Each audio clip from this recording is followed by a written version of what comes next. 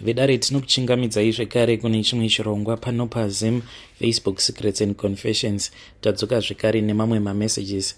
Regedzai tibva tapinda mumamessages edu atadzoka takakubatirai. Message yedu yekutanga yakamira sekudai so: hanzi makadi zvenyu mukoma, ndinokumbirawo kuti muge muchindiposterawo nyaya yangu makavigawo chitupa changu. Ndauyawo pano ndiine confession yangu iyo yandiinayo. Confession yangu mukoma yakamira sekudai so: ininiwo ndinoshanda samaid, saka amai avo vandinoshandira vakabva mukushayikirwa nemwana wavo. Ndikangoti it was all by my mistake, ende kuti ndinge ndichizovaudza chokwadi chekuti chii chainge chakaitika mukoma, ndakabva ndanzwa ndichitya, but sometimes I feel kuti what I did was right. Zvimwe kuda ndingadai ndakatosungwa by now. Saka ivo vane mwana wavo uyo ainge aine 2 years. Mwana uyu ainetsa zvisingaite, ende ivo vainge vakamujaidza mwana uyu. Saka most of the times mukoma ndaigumisidzira ndava kuita basa ndakamubereka apa mukoma pandinoshanda, like washing machine hapana, panogara vanhu vakawanda, saka ndaingogara ndiri busy apa mwana wacho zvekuberekwa futi asingazvifarire.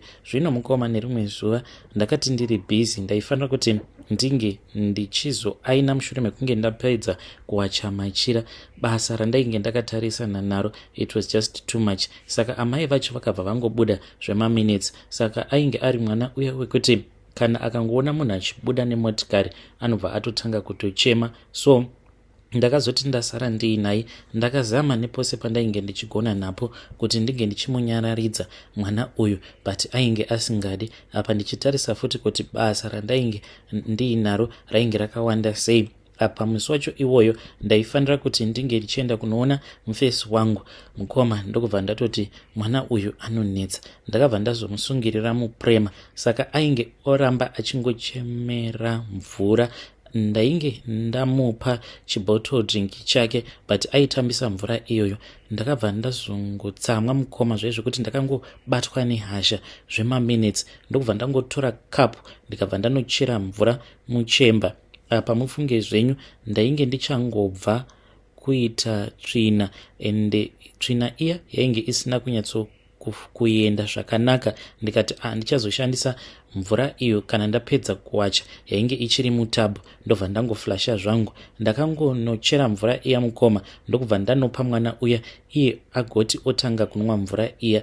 Mukoma nashi ndichiita zvose izvozvo ndainge ndichida kungomukaurisa because ndainge ndakatobhoyekana. Mwana uyu akazotanga kurwara mushure mekunge ndaenda kuoff. Ndopa ndakazofonerwa naamai vake vachinditi adzoka kuno mwana ari kurwara. Then I returned back mukoma, ndokubva ndaona kuti zveshuwa mwana ainge achirwara. Panguva yacho iyoyo like it did not click in my mind kuti mwana uyu chainge chichimurwarisa yainge iri tsvina iya, mvura dziya dzandainge ndakamumanikidza kuti ange achinwa. Akazoti mwana ava kusakwanisa kana kutaura paakazoendeswa kuchipatara. Ndopa ndakazoti kufunga ndichinzwa zvichinzi yainge iri food poisoning. Saka ipapo ndakabva ndazoita lucky because ndainge ndaita mazuva ndisipo zvekuti vakatongofungidzira kuti paya pavainge vachitamba vana ava maybe ainge akadya maruva because aiwanzokufarira kutambisa maruva. Mwana uyu akarwara mukoma zvekuiswa padrip paoxygen kuzonosvika achizonofa. Mukoma nashi, kana kunyika kwandiri please musazotaura zvenyu, nekuti nanhasi uno hana yangu inogara ichirova. Mukoma nashi, mazuva adarika awo ndakati ndiri busy, ndainge ndiri ndega ndichitotsvaira mumba. Ndopa ndakabva ndachizonzwa kuti kubedroom kune mwana akabva achizotanga kuchema. Ndikabva ndati ko mwana uyu ari kuchema ambori aniko. Ndakabva ndazofamba mukoma nashi, ndikabva ndaenda kubedroom kwamadam boss vangu ndichinovhura kudai. Ndakabva ndatoona kutoti ainge atori mwana uyu wekufa, chainge chiri chipoko chake. Saka chipoko ichi chakati chandiona ndobva chatanga kuseka chikashanduka chikaita nyoka. Nyoka iya yandobva yabhururuka ikatobuda nepahwindo mukoma. Ndakaridza mhere zvekuti kana garden boy akapinda mumba achimhanya ndokubva andibvunza kuti kochii mukoma. Handina kuda kumuudza chokwadi, ndakangomuti ndainge ndaona rimwe zigonzo, ndokubva atotanga kutondiseka paya. Saka mukoma ndozvakaitikawo izvi.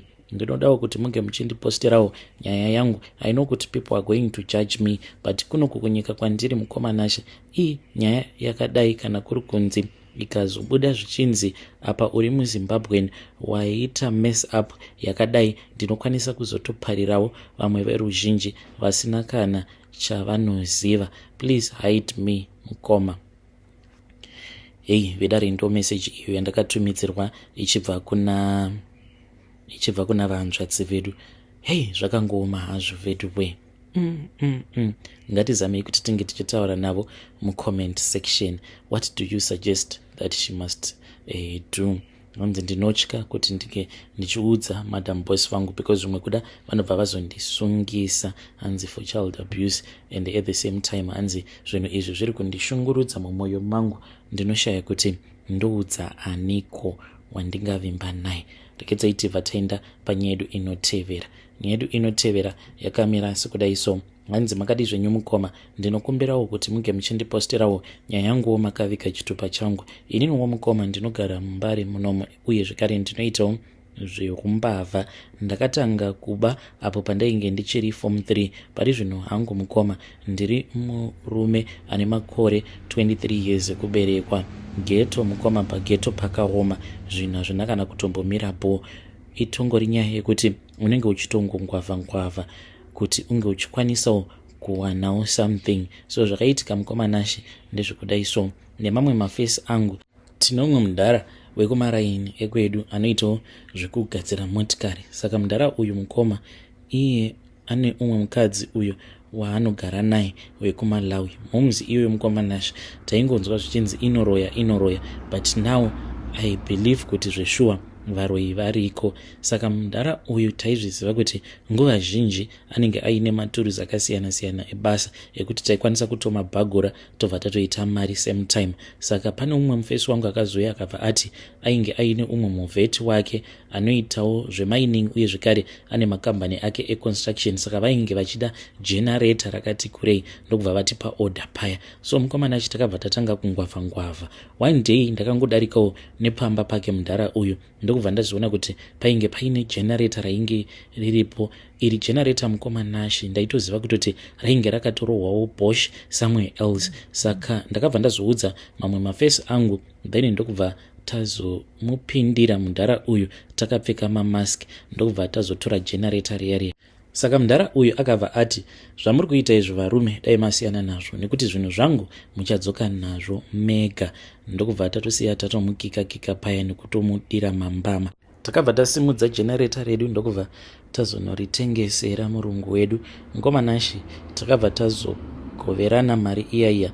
Mamwe mafesi angu awo andakashanda nawo ivo pari zvino mukoma vari kuCape Town, ende muone zvenyu mafesi awa akatoti tadii tangosimuka pamwe chete tobva tatongoenda kunongwavha kuCape Town. But ini ndakati zveSouth Africa pari zvino mayas ndichatomborova hangu zvira ndiri muno mumuseum. So zvakazoitika ndezvekudai so ndakazotanga kurota mukadzi wemuchinda uyu. Ndainge ndichimurota achiuya kwandiri achisika bonde neni. Ndaizoti kana ndamuka makuseni ndaizoona kuti sikarudzi yangu inenge ichichururuka hurwa. Saka semunhu wekuti anombopota achipinda mamwe magap, ndakafungidzira kuti maybe ainge iri drop, ndokubva ndaenda kuchipatara. Mukomanashi ndakanwa mapiritsi akawanda chaizvo, but ndo zvichiri kungoitika pari zvino. Handiziviwo kuti kune vechivanhu here vanokwanisa kundibetsera. Ndatenderera ndaneta muMbare umusika ndichitengeserwa maguchu akasiyana-siyana zvichinzi ndinopora. So far avo vana chiremba vanenge vachindibetsera nemishonga yechiboy kuti ndige ndichivaudza chokwadi, so far hapana wandaudza chokwadi kuti izvi ndo zvakaitika. Takabira umwe mudhara generator rake. Mudhara uyu anonzi ane mudzimai uyu anoroya wekuMalawi. Saka ndava kupota ndichirota mukadzi wake ndichisika naye bonde, ende izvi ndo zvinozoitika paya kana ndamuka. Please mukoma ndibatsireiwo, because nditori pamahwani kutaura kudai so. Ndinotogara ndakatoisa chitauro kusikarudzi kwangu uku nekuda kwekuti urwa hwacho hunenge huchichururuka hunenge hwakawanda zvekuti inozotoita maxers. Kana kutogara pazuva handitombokwanisi, kana kuri kunzi kunenge kuchipisa saizvezvi mukoma ndinotongoswera ndiri indoors kutokurura chaiko nekuti ndinenge ndichinzwa kurwadziwa, asi kana kotonhora zvinenge zviri nani. Please help me out. Apa ndine chimoko changu chiri kufanira kuti chinge chichiuya ipapapa, chinogarawo kuSouth Africa chichishanda, saka chiri kuuya in the next coming weeks. Apa manje nesituation iripo hazviite kuti ndinge ndichizorara naye. Help me please. Hey, vedare ndo message iyo yandakatumidzirwa ichibva kuna mukoma vedu avo. Zvakangoma hazvo vedu we. Strange things indeed they do happen in this world. Regedzai tibva taenda panyaya yedu inotevera. Nyaya yedu inotevera yakamira sekudai so. Hanzi makadi zvenyu mukoma, ndinokumbirawo kuti munge muchindiposterawo nyaya yanguwo makaviga chitupa changu.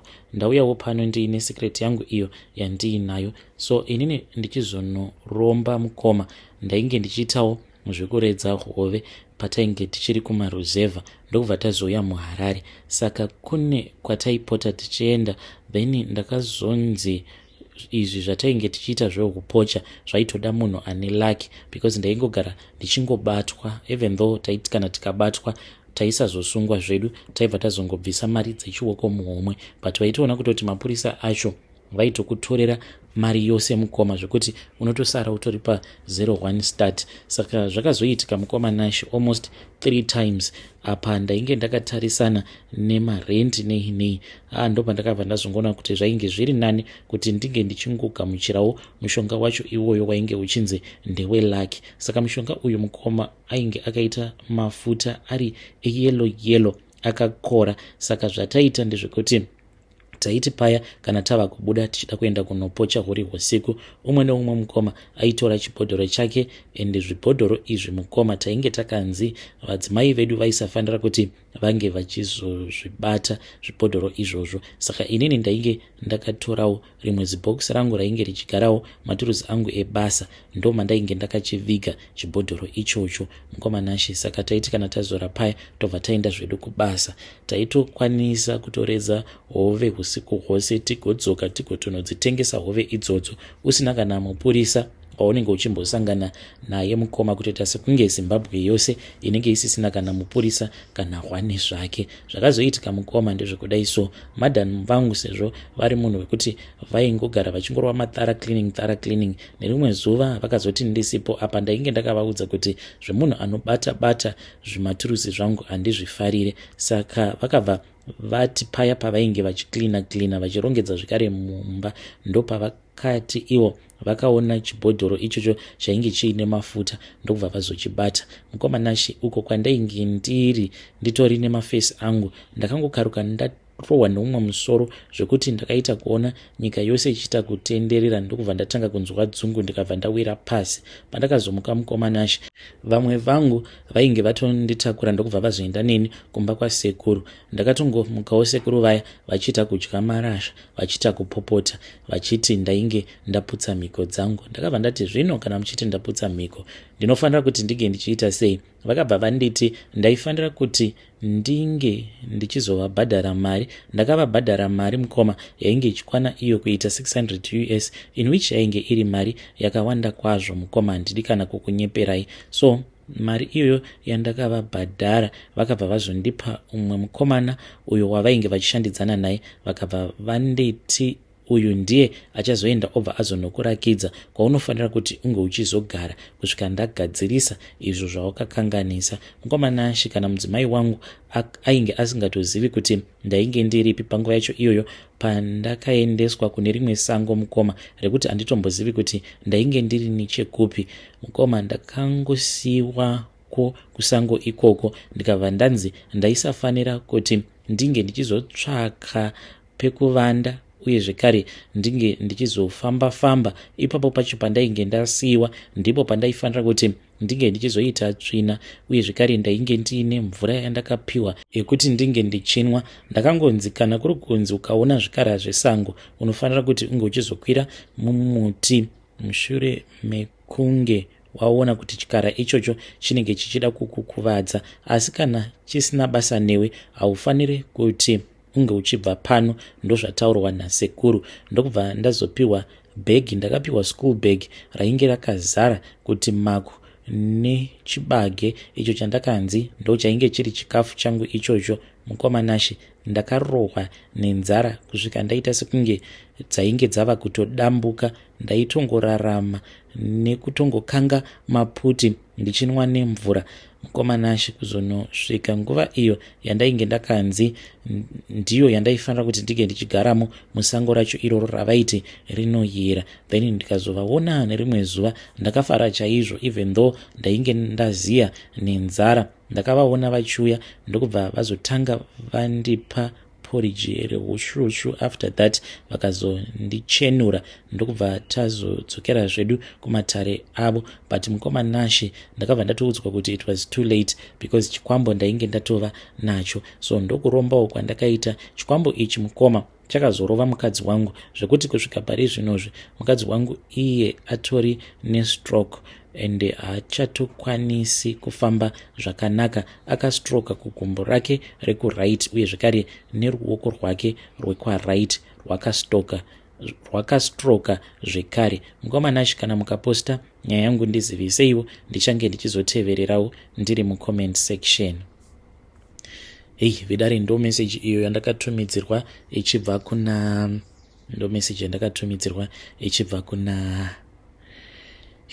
kuna mukoma vedu avo. Zvakangoma hazvo vedu we. Just imagine kuti hanzi ipapo pacho pandakasiyiwa musango, ndo pandakanzi uchagara ipapo, unozvibetsera ipapo, unoita weti, unoita what, ugere ipapo uchikanga maputi ako uri ipapo. Kuromba imeka akomana, asi hanzi madhamu vangu ndivo vakandikanganisira mhiko dzangu. Let us talk about that issue in the comment section.